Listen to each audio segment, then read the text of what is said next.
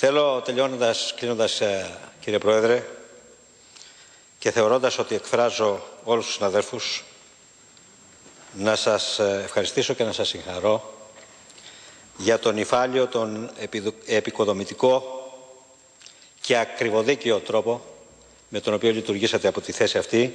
Εγώ είμαι μόλις 2,5 χρόνια βουλευτής, όμως είχα την τύχη να σας γνωρίσω και θέλω να σας ευχαριστήσω και πάλι από καρδιάς. Να είστε πάντα καλά. Ευχαριστώ.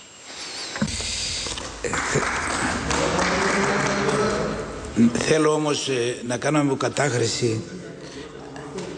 κάνω κατάχρηση, κύριε Υπουργέ.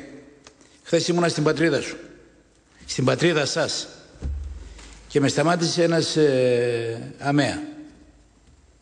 Ένα παιδί με κοινωνική προσφορά και θα έλεγα και πολιτική προσφορά, γιατί είναι περιφερειακός σύμβουλος. Ο Φεϊσάν, φαντάζομαι θα τον γνωρίζετε.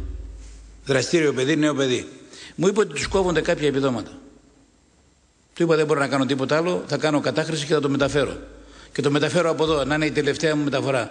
Κάτι τους κόβεται, κάτι δεν τους δίνεται, κάποια αναλώσιμα που χρειάζονται. Μήπως θα μπορούσατε να το κάνετε, μήπως κάτι πρέπει να τους πείτε. Να σας πω ότι μίλησα μαζί του και χθες και σήμερα και μου είπε για ορισμένα προβλήματα.